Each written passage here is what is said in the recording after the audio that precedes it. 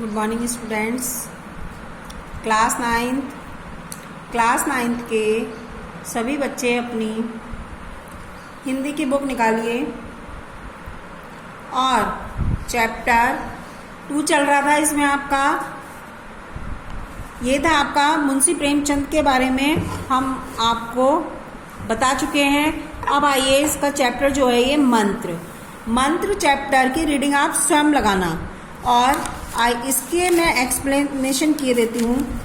Page number 24 पर खोलिए, page 24 पर खोलिए।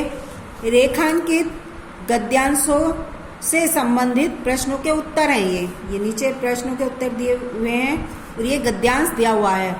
तो मैं इसकी व्याख्या आपको बता देती हूँ। संसार में ऐसे भी मनुष्य होते हैं जो अपने आमोद प्रमोद के आगे किसी की जान की भी परवाह नहीं करते। शायद इसका उसे अब भी विश्वास न आता था। सभ्य संसार इतना निर्मम तथा इतना कठोर है, इसका ऐसा मर्मभेदी अनुभव अब तक न हुआ।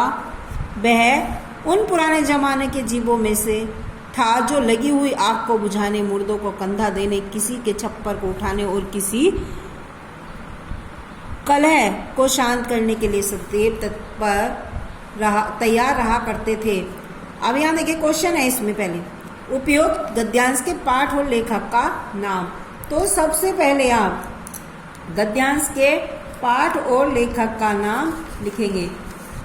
तो ये है पाठ, तो है ये मंत्र। गद्यांश जो है ये पाठ तो है मंत्र और लेखक का नाम है मुंशी प्रेमचंद। ठीक है, इसका आंसर है उपयुक्त गद्यांश के पाठ और लेखक का नाम है, पाठ का नाम है मंत्र और लेखक का नाम है मुंशी प्रेमचंद। अब है रेखांकित अंश की व्याख्या कीजिए। ये है सभ्य संसार इतना निर्मम इतना कठोर है, इसका ऐसा मर्मभेदी अनुभव अब तक नहीं हुआ था। यहाँ से यहाँ तक सदैव तैयार रहते हैं। तो इसका आपको इस अंश की आपको व्याख्या करनी है। देखिए, मतलब कहने का मतलब ये है कि प्रस्तुत पंक्तियों में वर्तमान युग की शहरी सभ्यता पर कटाक्ष करते हुए भगत जैसे ग्रामीण सभ्यता के लोगों में विद्वान मानवीय संवेदनाओं पर प्रकाश डाला गया है। तो उसका कहना है कि भगत की मानसिक दशा का चित्रण करते हुए लेखक कहता है कि भगत डॉक्टर चड्ढा के गोल्फ खेलने के लिए चले जाने के बाद भी उस भगत को यह विश्वास नहीं हो रहा था कि संसार में ऐसे भी मनुष्य होते हैं जो किसी के प्राण निकलते हुए देखकर भी अपने मनोरंजन को प्राथमिकता देते हैं। डॉक्टर चड्ढा भगत के मरणासन पुत्र को इसलिए नहीं देखता क्योंकि उसके मनोरंजन का समय हो गया था। वह एक मरते हुए मनुष्य के प्राणों की रक्षा करने से ज्यादा महत्व जो देता है वो गोल्फ खेलने को देता है। वह भगत के पुत्र का इलाज नहीं करता और गोल्फ खेलने के लिए चला जाता है। तब डॉक्टर चड्ढा का ऐसा अमानवीय व्यवहार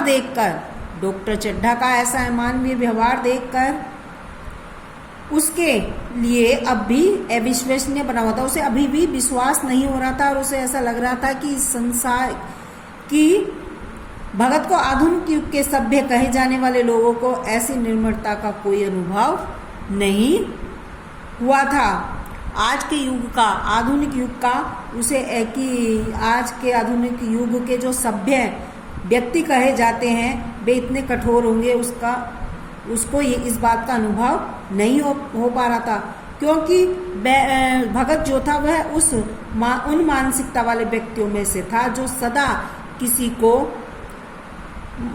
किसी मुर्दे को कंधा देने या किसी के गिरे हुए घर को फिर से खड़ा करने, किसी के छप्पर में अगर आग लग गई हो तो उसे बुझाने, या घर में यदि कहीं कलेशबाजी हो रही हो तो उसे शांत करने, हमेशा दूसरों के कार्यों के लिए सदैव तत्पर रहा करते थे। तो ये इस अंश की व्याख्या है।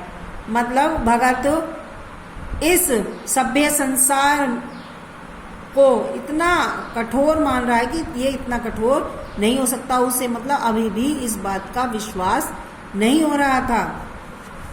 क्या देखिए, संसार में किस प्रकार के मनुष्य भी होते हैं। तो संसार में इस प्रकार के मनुष्य भी होते हैं कि जो अपने आमोद प्रमोद के आगे, यानी अपने मनोरंजन के आगे किसी के प्राणों की चिंता नहीं करते। भगत को इस बात पर विश्वास नहीं हो रहा था। या संसार में किस प्रकार के व्यक्ति होते हैं। संसार में इस प्रकार के व्यक्ति, कोई ऐसा मनुष्य भी हो सकता है जो अपने मनोरंजन के आगे किसी के प्राणों की चिंता न करे। है घ, भगत को किस बात पर विश्वास नहीं आ रहा था। भगत को इस बात पर विश्वास नहीं आ रहा था कि व्यक्ति अपने मनोरंजन के आगे दूसरों के प्राणों की चिंता न करे। भगत को इस बात पर विश्वास नहीं आ रहा था। खैर, कौन सा अनुभव भगत को अभी तक नहीं हुआ था। थैंक यू बच्चों, आज के लिए इतना ही।